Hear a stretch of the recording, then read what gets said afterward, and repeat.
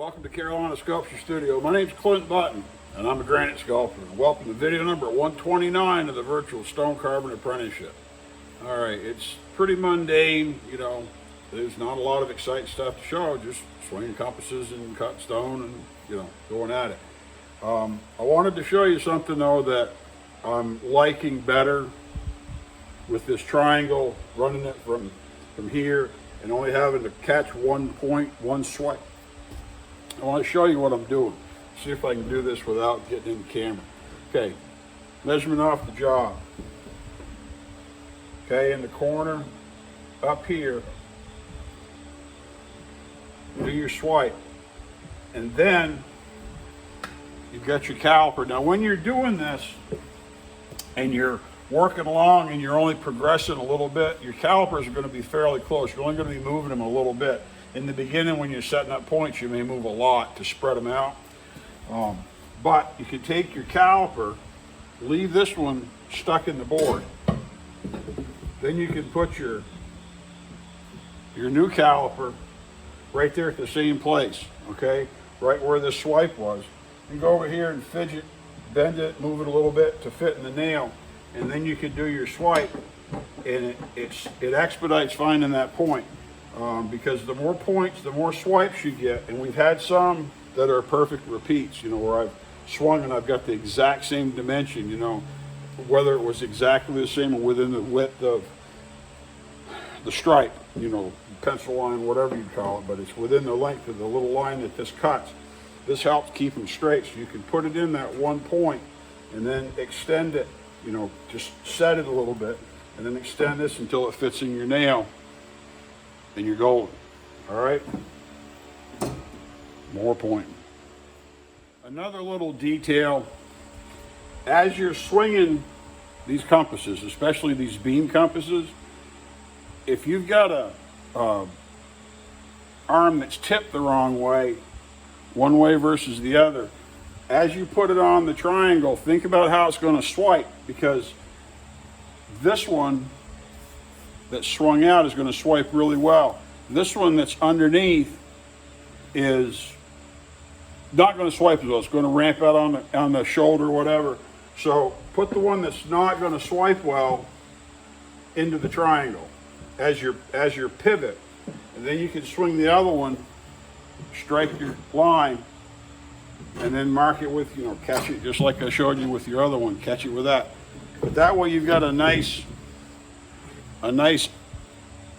cut or swipe to do it. It's hard to get close enough to show any detail and far enough away that you can see it, but trust me, it works a lot better. So if you have it set up one way, use your buggered one, the one that's not ideal, as your pivot when you plan it, and then use your good one to swipe it. All right, back to point. Okay, let's see if this works.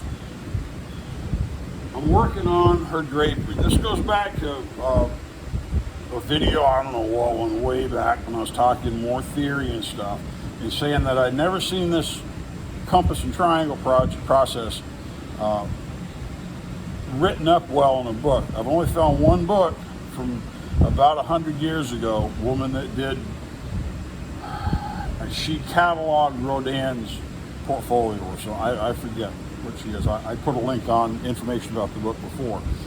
And she talked about doing compass and triangle and presented some of the mechanics of it, and then she gave an example of a small bas relief where you shot from the three corners and you did the points. And I said that that's a nightmare scenario, okay? And some of these points on the face of this stone are that same nightmare scenario. Simply because we're shooting something that's relatively in the center. We've got a compass from this corner coming into this point. We've got a compass from this corner coming into the point. And I don't really think it wouldn't be a benefit to have a compass coming from the center here, because our strikes would be very close, and it's better to have divergent strikes. It's better to have strikes that cross very distinctly instead of go up and approach, you run into the same thing we're running into here. Because these two radii, there's about, it's not 3 inches, 2.5 inches difference between these two radii, this distance right here. Because of that, the two of these are going to move at the same rate, and they're going to move relatively slow because we're pretty much up to the surface. Now, because we're sinking, we know that each swipe is going to travel, and I'll do it here where it's hopefully easy to see. This swipe would be here, if you can see that, and this swipe would be like this. And hopefully you can see those two lines. And as we sink this, we know, because we're past horizontal and it's swinging down, that this line, this radius, this is going to travel in this direction. It's going to move this way, and this one's going to move this way because we're coming back underneath. All the while, the one we're shooting from up on our side, from the wing, way up here, this one still hasn't achieved horizontal yet. And so until it achieves horizontal, it's going to continue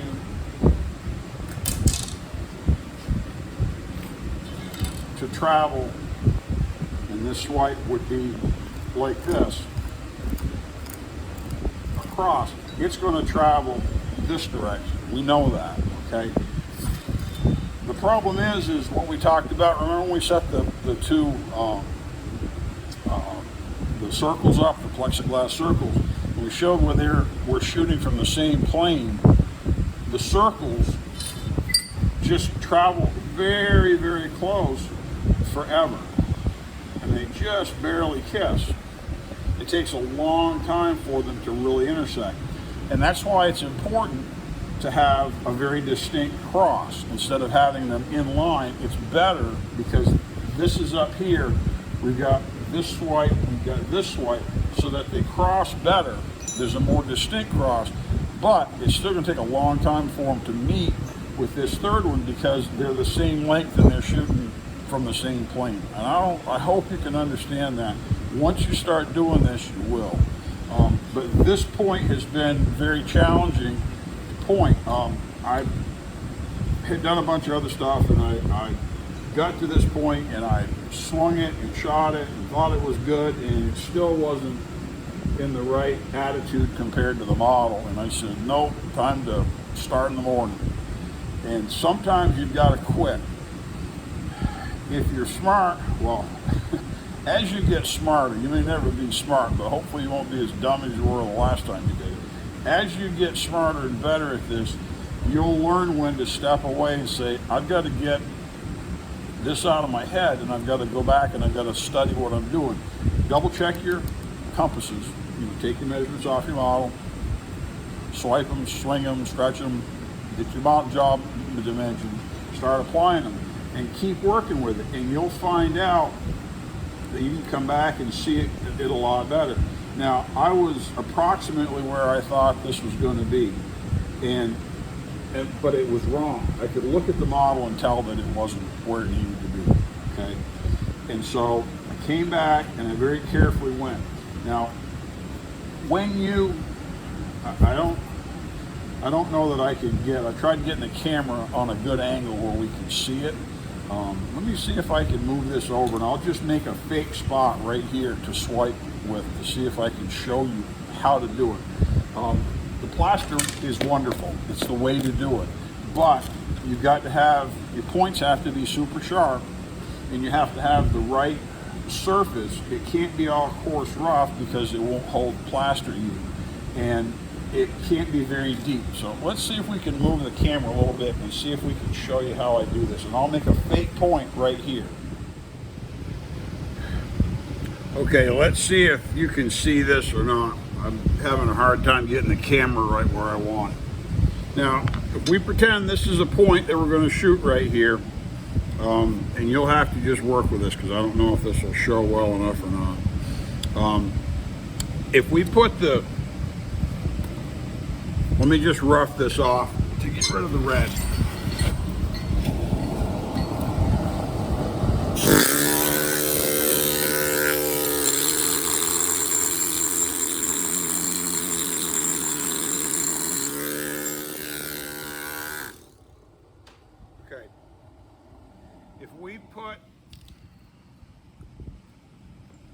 our plaster, our dust right on there now, and try to smooth it, it's going to have, the surface is really rough, okay? So it's going to have shallow spots where the little points are high, the high points, and then it's going to have deep spots. And when we try to strike it,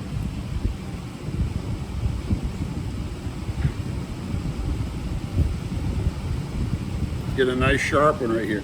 When we try to strike it, it's going to be a very crumbly line.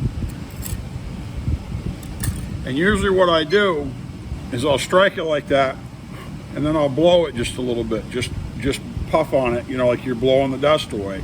It'll get rid of your crumbles because you'll have all these rough lines. But the problem is that your line can become very vague because those crumbles in a deep spot, you may have just a line that's like a hair. It's perfect where it's thin, and then where it's not thin, it crumbles. And so what you want to do is take a smooth chisel, whether it's a straight chisel or a curved chisel, and you want to flatten that area out.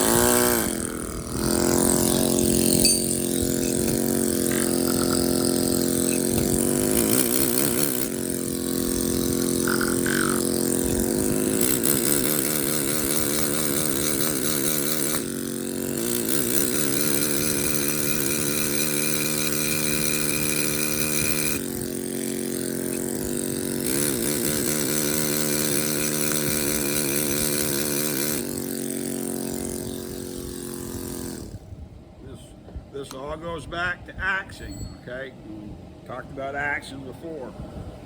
Now what we'll do is we'll put some plaster on there, and you can tamp it down and smooth it, and it'll be pretty good. But if it's still deep, when you strike it, you're going to have a very coarse line that can crumble. So check it, swipe it, and if you got a big line, see if you can sort of squeegee it off with your finger to where there's just a little bit, and then when you strike it, you get a very fine line. Just do one strike in a direction, then you get your other strike, blow it off any crumbles, and then you got your third strike, and you'll have very fine lines that you can read. You got to be careful about eroding around, you know, like we taught before. But when you use the plaster, if you take a piece of plaster,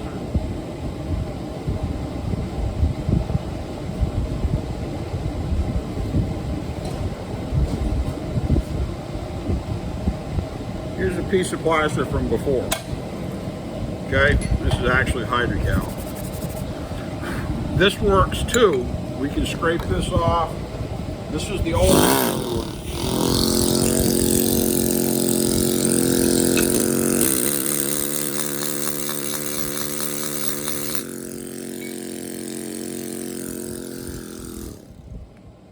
Then you take a dried piece of plaster instead of buying chalk, because you're throwing this away from a waste mold, and you draw on there.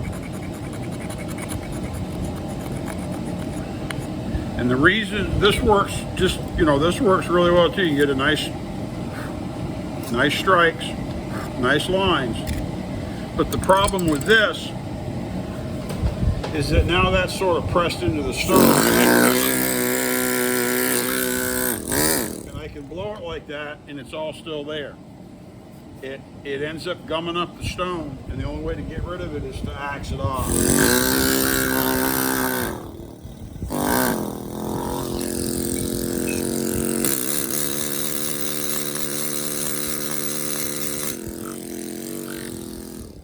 It's not necessarily that axing it off is a big problem, but it slows you down.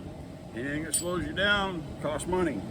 So it's easier to use a little bit of fresh plaster that hasn't been cured yet, just the dried powder, and tap it in there with your finger. Get it thinned down to where it's nice and thin. And if your plaster starts going off, this bottle's got a small hole. I never cut the hole bigger, okay? Just the way this ketchup bottle or whatever came. And it's been here in the studio for quite a while, and it's not gone off and hardened up. It hasn't taken in enough humidity through the tip to harden off. So, but if you start feeling it feels gritty, it's no good. But this plaster will pack in really well. You can strike it, get nice register, nice thin lines coming from your things, your different points. And then when you need to, if you're not sure, you got to keep going, it'll blow away, and it'll be a lot easier to deal with. So, but you know, this point here, they were near each other for a long time. They came way down because these two radii are about the same. They don't have a lot of, they're very similar in terms of how they curve. One's not really short and one's not really long, so that one moves a lot. They're both moving at the same rate. So it's really tedious to cut points like this. But I knew it was deeper than this, and I knew it was far deeper than her knee, and so I knew it had to keep going down, and so you have to be able to do really fine lines like this to really watch what you're doing, and you have to be really careful. This is where problems arise with flex in these compasses. This long beam compass for this one, these ends are pretty thin and they tend to flex, and so you got to make sure you're supporting it the right way and not letting it flop way out of shape, because it could add a 1/4 inch of dimension and that'll totally wreck your point. These other ones are not flexing at all. They're really great, but that one flex will end up chasing it. So get a good strike and watch them, and keep your debris, just puff on it, blow on it, you know, with your mouth, and blow it away just to get rid of the crumbles. And I wish there was a way to do this and have the light just right, but if I have any light, it's too bright, and if I don't have enough light, it's apt to be too dark. So, but do it and you'll understand. When you see it, when you try it, you'll understand. And maybe I can figure out a way to do a fake point up and have the camera just right, but it's pretty hard to get it all captured. So let's keep cutting. Now I've got a point here, and I got a point here. I can lower this line between them to approximate it and just get my contour in there to get started. And I know that everything from that line over to here is clear, so I can go from here to here and get that tip, and then I can take from that approximate line and I go all the way over here and just open it up. But up here is close. This is close to where her knee comes down, and remember, we've got to add some length, so her knee's going to be down in this area where not her knee but her shin bone is going to come down, and so I don't want to take off too much here until I get it better defined. All right, back to cut.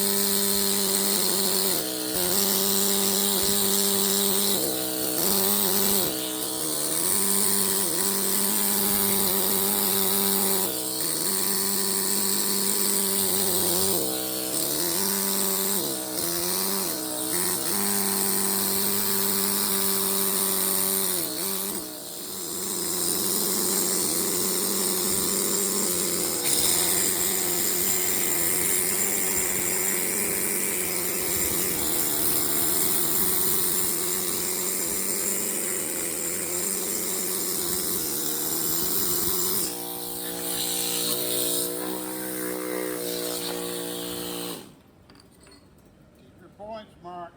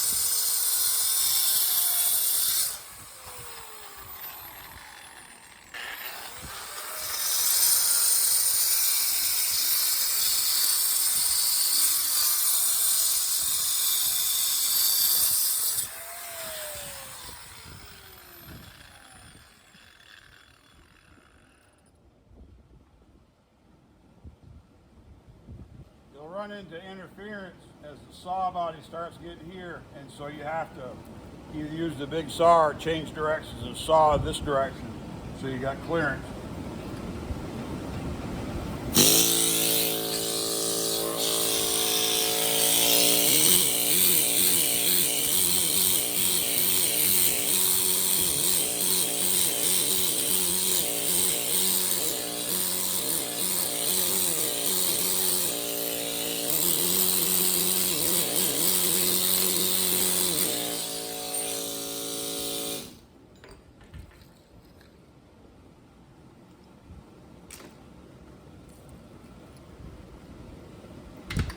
It'll just keep opening up. Okay, I saw this when I was doing the editing and stuff, producing the video, and I wanted to stick this back in. When I jump in with this saw and I start cutting, I've already cut all this away, you know, it's after I'm done. When I started in, you'll notice, I'll see if I can stick it back in here. I started my cut here at the end near the suction, and then I slowly backed up. Instead of starting back here at the back of the cut, or the front of the cut, or whatever you want to call it, instead of starting at this end away from the suction when there's a big obstacle of stone in front of it, I started over here near the suction.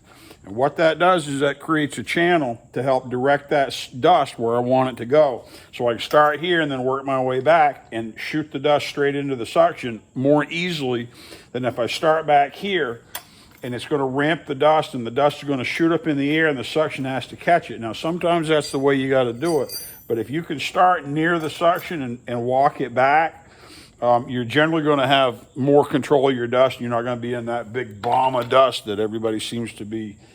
I don't know. There's way too many people on the computer doing this that are sawing stone, and they're just creating dust, and whether they're doing it to be dramatic or whatever, you know, I don't care what kind of stone it is. I'm not going to get into some closed room with 3 or 4 walls and a door and all that other stuff and make the bomb that you see people doing. Don't care if it's marble, don't care if it's limestone, it's not a good idea. Get some suction, get something to manage your dust, do it outside with fans enough that aren't going to, you know, contribute to the deterioration of your health. You know, and have some consideration for the other people in your world, because when you are in that bomb cyclone of dust, you're going to take it back and they're all going to be sucking it up and breathing it out of your clothes and the stuff in your car and everything. It just isn't cool. Your dog, your cat, your wife, your kids, your friends, people you care about, don't do it. Control your dust. So an easy way to do it with the saw is start near there and create that channel, and then you got that channel that directs it, just like a gutter directs rainwater, directs it right there instead of starting here and shooting it up in the air. All right, back to work.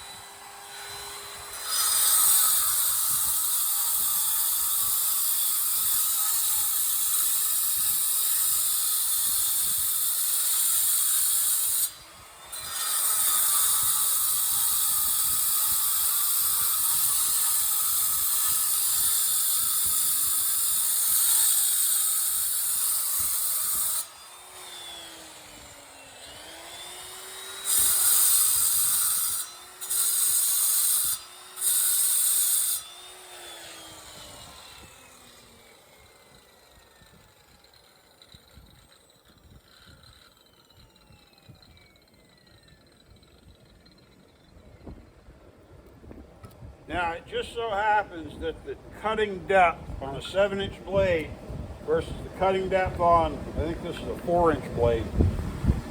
The 4-inch blade,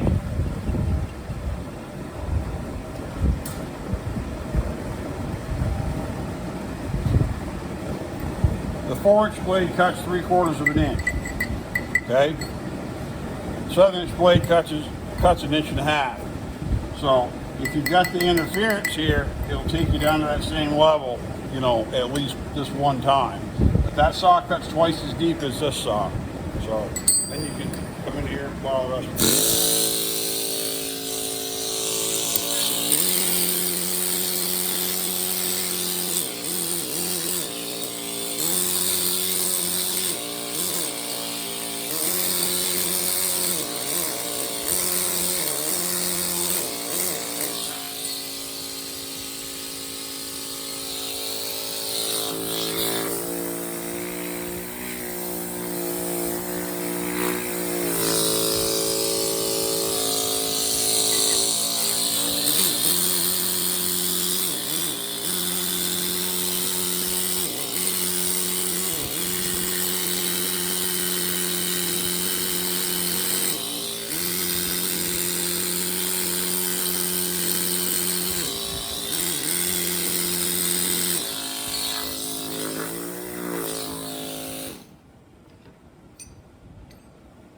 Okay, I didn't cut this extra line here because remember I said it's close to where her, well, you can't see the model, but I'll turn this a little bit, where her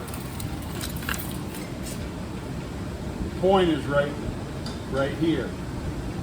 And where that comes across is really close to this. So I'm going to leave just a little bit extra there so we've got room. Something, I tell you to be cheap, don't be too cheap, okay? When you start sawing, you're going to say, hey man, that stone dust, oh, it's just like this. Okay, use this, not this. This isn't quite as deadly as this is. The plaster is not ideal to breathe, you know, the dried plaster. This stuff's deadly. This stuff will activate and harden and go off and irritate, but it's more apt to get clogged up. I don't know that, I don't know, but I would think it would not inhale as deeply into your lungs as easily because it would hydrate on the way down and get caught in the mucus and the phlegm. It cough it out. This stuff doesn't hydrate. Don't use the stone sawdust. I do save the sawdust. I take it out of my suction and we use it to blue letters. We use it to blow the stone with in order to impregnate the stone with this and create a different value and the stone to get a different color. I talked about that with lettering, and you can do it with stuff like if you're doing flowers and you want the roses to kind of be a little different than the foliage, or the foliage to be different than the roses, you can blow one or the other and darken them. And it actually makes a different value, and your eye will pick up on it, and it'll brighten up one element while it subdues another, or create a contrast to make details stand out. So, I think we're probably pretty close on this video. I'm going to go up and check it, but I think we're probably good because I think we've got enough content. So we'll wrap this video up, and I'll just keep pointing. But so now we're getting into that constellation thing that I talked about before, because I got 2 or 3 pieces of drapery. It'll all swipe up to go on this side of her knee, on her leg, and she'll have her one leg right here. Try to make her look good. So just keep cutting. My name's Clint Button. I'm a granite sculptor here at Carolina Sculpture Studio with a Virtual Stone Carving Apprenticeship. Thanks for coming in.